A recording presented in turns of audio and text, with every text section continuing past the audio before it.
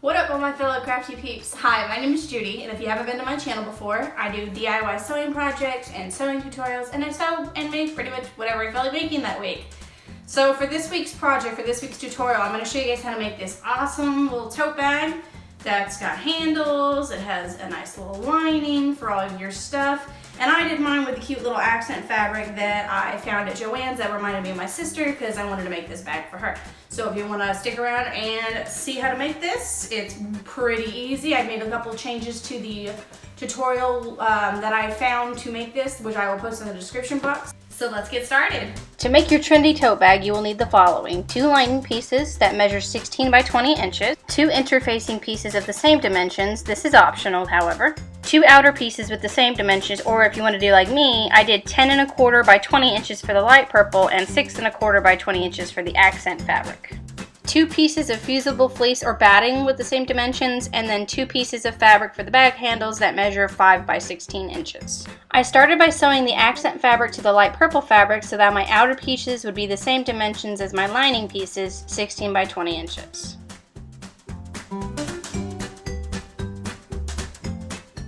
I then fused the interfacing to my lining pieces. This is an optional step, but it will give the lining of your bag a little more structure so it's not so floppy.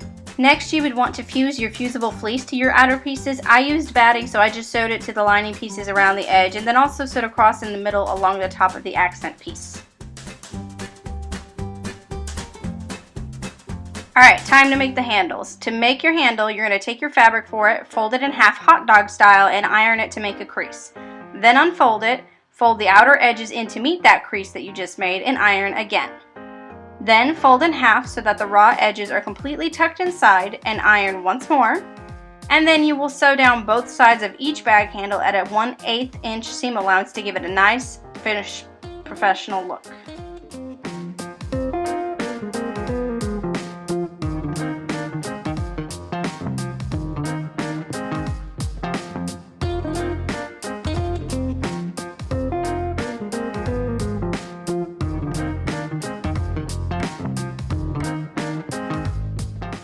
Now you want to attach the handles to the outer fabric. The tutorial I followed said to measure 8.5 inches from the outer edges and then pin your handles on, but that looked too narrow to me, so I pinned it about 8 inches from each edge. Once you have your handles pinned on, then you can sew them on with a basting stitch. However, make sure after you do this, change your stitch length back to its regular length, unlike me, so that way you won't have to re-sew a bunch of stuff twice, which is pretty much the bane of my existence.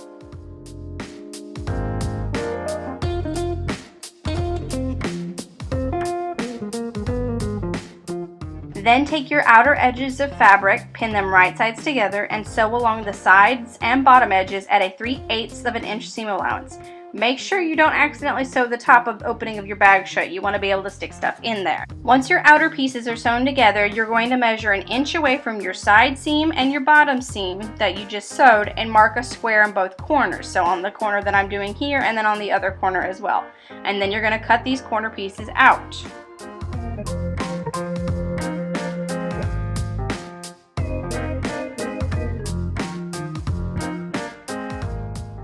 Then bring your sewn seams together to box the corners and pin them together. You will then sew 3/8 of an inch from the cut edge on both sides. So like I'm doing here and then on the other side as well.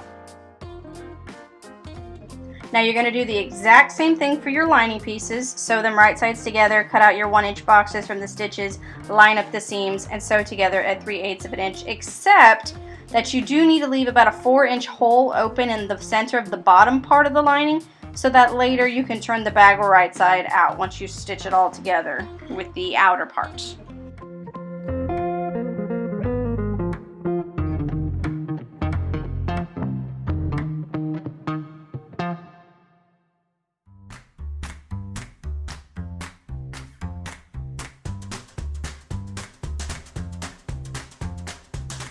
Alrighty, it's time to assemble the bag. Turn the outer part of the bag right side out, and then put it inside the lining part of the bag so that the right sides are touching together or facing together. Line up the side seams of both parts and then pin them together. Make sure that when you're doing this that the bag handles are in between those 2 layers and they're not sticking out at all.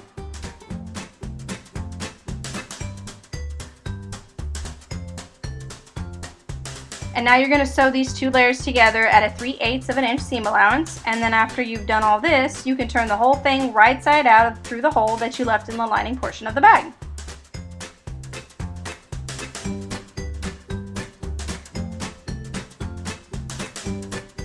And last but not least, you want to top stitch the top edge of the bag. I would iron it first to make the edges nice and crisp before you sew. You can do this at whatever seam allowance you want, but I did mine at a 1/8 inch seam allowance, and now you have a finished trendy tote bag.